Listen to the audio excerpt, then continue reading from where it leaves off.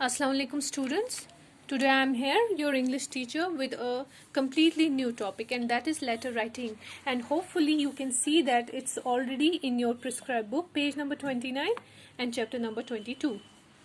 As in a previous lecture, I have taught you about the format of essay writing, how to write a good essay with a perfect format. And today we'll try to learn about the format of letter writing. सो आज जो आपकी syllabus में letter है that is a letter to write we have to write a letter to your friend, to one's friend, describing about our new school. तो इसका मतलब है कि ये एक पर्सनल लेटर है, इनफॉर्मल लेटर जिसको हम कहेंगे. तो मैं आपको बेसिकली दोनों फॉर्मल और इनफॉर्मल दोनों टाइप की लेटर्स के मीनिंग समझाऊंगी और आज हम फॉर्मेट करेंगे इनफॉर्मल लेटर का. So let's start with letter writing. There are two types of letters. We know, as you have already got the information about these two kinds of letters. Number one, formal letter or application. Second, informal letters. As you know, आपकी जो formal letters होती हैं उनको हम application भी कहते हैं. So these formal letters are written in a strictly brief and formal language with a clear subject of message one wants to convey. जो आपकी ये फॉर्मल लेटर्स होती है बिल्कुल स्ट्रिक्ट लैंग्वेज में स्ट्रिक्टली ग्रामेटिकल रूल्स को फॉलो करते हो और जितना ब्रीफ हो सके, जितना शॉर्ट हो सके उतना पॉसिबल, क्योंकि ये तो कोई वो आपकी पर्सनल लेटर नहीं है, भैया को भेज रहे हैं, अपने कजन्स को भेज रहे हैं तो 4-4 पेजेस की भेजेंगे. No, a brief subject matter जिसका होगा, एक क्लियर सब्जेक्ट मैटर. आपको 2 से 4 लाइनों में जितना हो सके आपको ब्रीफ रखना है अपनी मैसेज को कि आपका क्या काम है. ऑब्वियसली फॉर्मल लेटर लिख रहे हैं तो कोई पर्टिकुलर काम होगा आप. So these letters can be written to formal institutions. Formal institutions में कौन आते हैं? आपके schools, colleges, church, mosque, schools, official fields, banks, etc., municipal corporation. Official fields में आपके आते हैं पावर डिपार्टमेंट, म्यूनिसिपल कॉरपोरेशन या आपका सोशल वेलफेयर डिपार्टमेंट. तो ऑब्वियसली आप जब ऐसी जगहों में लेटर्स भेज रहे हैं, एप्लीकेशन सबमिट करें, दैट मीन्स आप हाई हेलो कहने के लिए तो नहीं कर रहे हैं. Obviously you are filling an application form of any kind of competitive exam. तो वहाँ हाई हेलो लिखने के लिए तो आप एप्लीकेशन फॉर्म फिल नहीं कर रहे हो. That's a strictly written according to the rules. कोई काम है आपको, जब कोई आपका ऐसा कॉन्क्रीट सब्जेक्ट मैटर है तभी आप इनको लेटर लिख रहे हैं. And that is why your subject should be clear.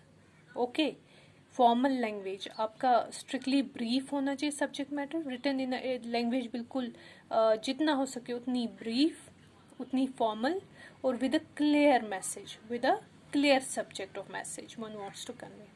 आपकी जो मैसेज है उसका आप क्या कहना चाह रहे हैं, जो मैसेज उसका जो सब्जेक्ट मैटर बिल्कुल क्लियर होना चाहिए. Okay, strictly brief and formal language with a clear subject matter or clear subject of message or clear subject matter one wants to convey. ये मैंने खुद अपने तौर पे डेफिनेशन लिखी है. आप अगर कोई और लिखना चाहें उसमें कोई प्रॉब्लम नहीं है, बस मीनिंग रेलेवेंट होना चाहिए. सो ये डेफिनेशन मैं अभी लिख चुकी हूँ. ओके, तो नेक्स्ट हमारा था इनफॉर्मल लेटर्स. तो ये इनफॉर्मल लेटर्स कौन सी लेटर्स होती हैं? Informal letters are those letters which can be written to one's friends, relatives, parents etcetera. अपने जो आपके करीबी होते हैं, ऑब्वियसली पर्सनल लेटर आप उन्हीं को.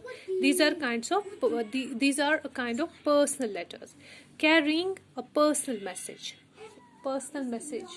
क्या हाल है, आप ठीक हैं, casual message.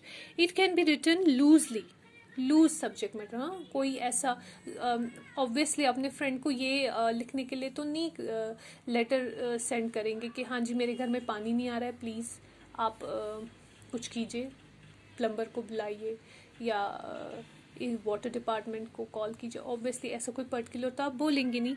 So it can be written loosely. आप कैसे हैं, हाल चाल जानने के लिए मैंने लेटर भेजी. एंड कैजुअल मैनर, कोई किसी किस्म की रेस्ट्रिक्शन नहीं है, कोई आपको कंजर्वेटिव पैटर्न में नहीं लिखनी है, exclusively of any restrictive rules of language.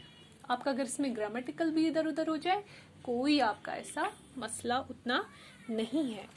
तो आपका जो इसमें स्टाइल रहता है कैजुअल रहता है, स्विफ्ट रहता है। लेकिन जो आपकी एप्लीकेशन में राइटिंग स्टाइल है वो स्विफ्ट नहीं होता है, वो बिल्कुल एक रिस्ट्रिक्टिवली आपको अकॉर्डिंग टू द रूल्स लिखना है। ओके, तो ये हुई आपकी फॉर्मल इनफॉर्मल लेटर। आपकी जो प्रेस्क्राइब बुक है उसमें भी ये चैप्टर नंबर 22 है, you can see it on page number 129। तो इसमें भी बताया गया है कैसे आप लेटर्स लिख सकते हैं। आप इसको भी रिवाइज कर लीजिएगा जो आपकी बुक पे दिया गया है। सी, पहले आपका सिंपल इनफॉर्मल लेटर का फॉर्मेट बताया गया है, फिर यहाँ से एग्जाम्पल दी गई हैं कैसे आप लेटर लिख सकते हैं, और यहाँ से बताया गया है आपका wait you're writing this letter to father, to a friend. Okay, you're writing this letter to, so ये for example to your family members like your aunt। तो ये सारी एग्जाम्पल्स इनफॉर्मल लेटर्स के, और यहाँ से बात आती है आपकी एप्लीकेशंस की। सी एग्जाम्पल्स, और आपकी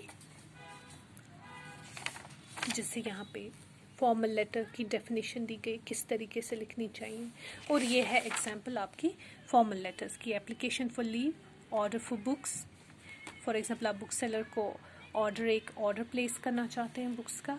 सो ये एग्जाम्पल्स है, आप ये पढ़ लीजिएगा। फिलहाल मैं आप लोगों को अपना प्रिपेयर किया हुआ, जो मैंने खुद प्रिपेयर किया है इसके बारे में फॉर्मेट, वो आपको समझाऊंगी। दिस इज़ योर होमवर्क, अपनी बुक का चैप्टर पढ़ना about formal letters and informal style of writing this letter.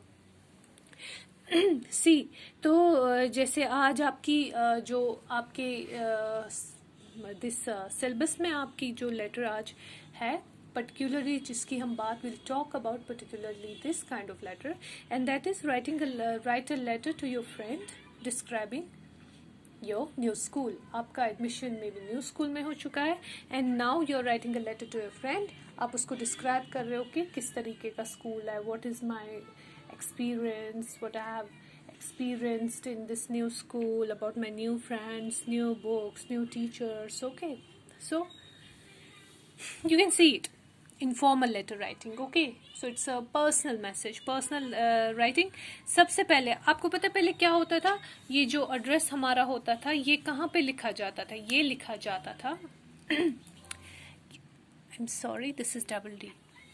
ये लिखा जाता था पहले आपके राइट हैंड साइड पे, दिस हियर राइट हैंड, बिल्कुल टॉप राइट हैंड कॉर्नर पे, टॉप कॉर्नर, हाँ राइट हैंड पे।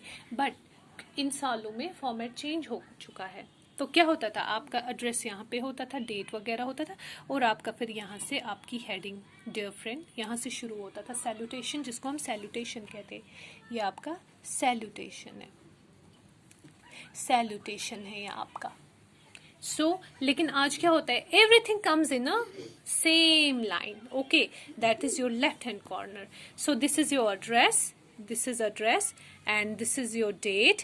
तो नंबर 1 आपका आता है address, point number 1 address, point number 2 आपका आता है date, point number 3 salutation like dear friend, my dear father, my dear cousin, my dear mother, my dear grand parents, anything जिनको भी आप लिख रहे हैं, इट कैन बी एनीवन।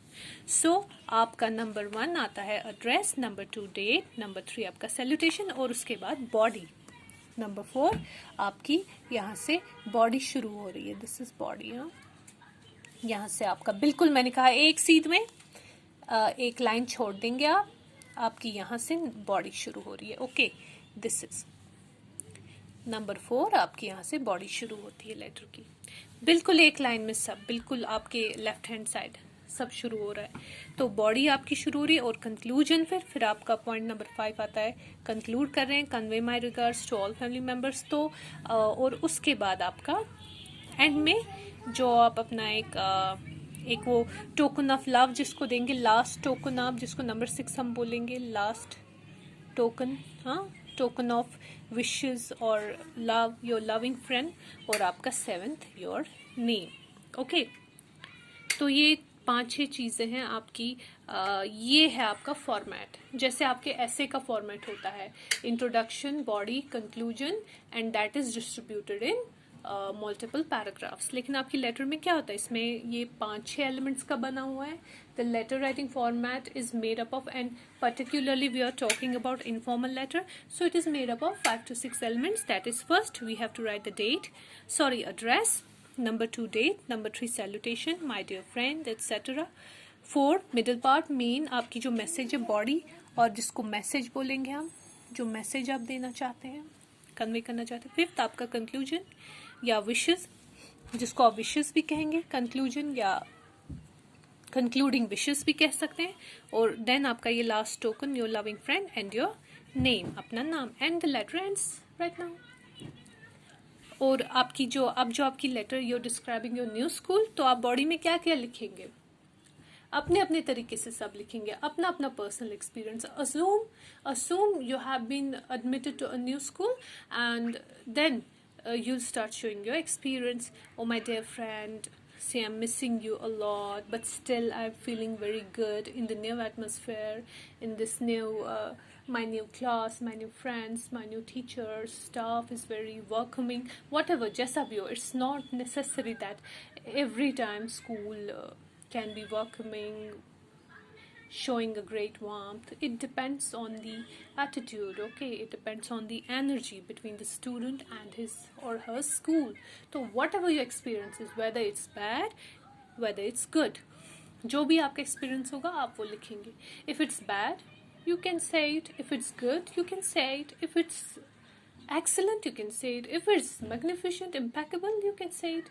जिस तरीके का भी आपका एक्सपीरियंस हो, आप assume कीजिए अपने आप को as if you have been you're going to a new school, and tell your friend what was it like with your new teachers, what was it like with your new books, what was it like with the new staff, with the new आपकी जो lower level में जो काम कर रहे होते हैं, आपके पियोन्स होते हैं, आपके जो क्लीनर्स होते हैं वहाँ, आपके जो क्लार्क्स होते हैं, सबके साथ आपको डील करना होता है. एडमिनिस्ट्रेटिव सेक्शन है, आपका प्लेग्राउंड कैसा है, how is it to be in lunch time, your physical teachers etcetera, सबके बारे में आप लिखेंगे. Okay, so this was the format of your letter writing.